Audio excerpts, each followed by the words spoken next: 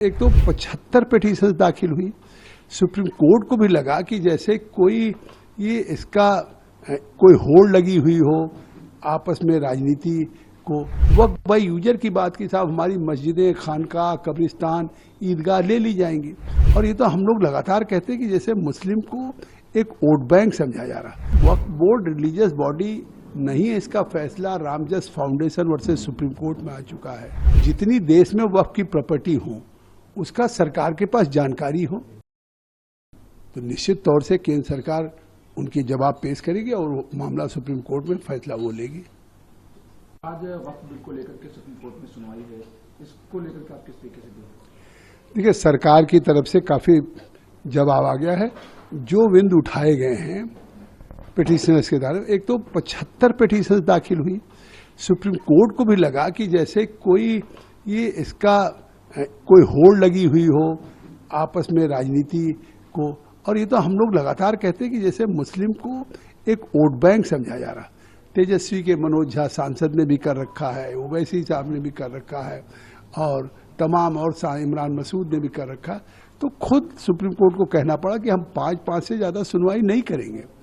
और उसमें उन्होंने जो सवाल उठाए हैं, उन्होंने सवाल उठाए हैं कि साहब वक्फ बोर्ड में नॉन मुस्लिम्स क्यों रखे जाएं, ये हमारी रिलीजियस बॉडी है। तो वक्फ बोर्ड रिलीजियस बॉडी नहीं है, इसका फैसला Ramjas foundation versus supreme court में आ चुका है।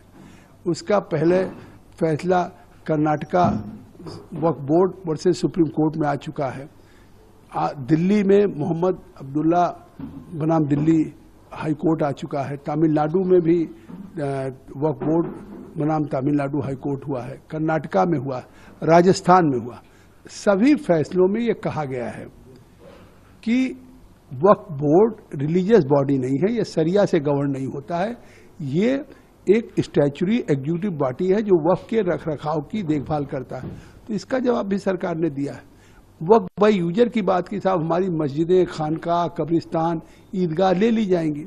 इसका भी जवाब सरकार ने दिया है कि हम वक्फ बाई यूजर जो है उसको रिट्रोस्पेक्टिव इफेक्ट से नहीं लागू कर रहे हैं, प्रोस्पेक्टिव इफेक्ट से लागू कर रहे हैं। प्रोस्पेक्टिव इफेक्ट तात्पर्य है कि अगर डीड नहीं भी है, वक्फ बाई यूजर काफी बरसों से उसको किया जा रहा है, तो उसमें अगर वहां पे आज भी मस्जिद है, नमाज पढ़ी जाती है, कब्रिस्तान है, अगर वहां पे कब्र है, तो उसको केवल इस कानून के पास होने के बाद आप 6 महीने के अंदर भारत सरकार के अल्पसंख्यक मंत्रालय से कि वामसी पोर्टल पे आप अपलोड करा दीजिए।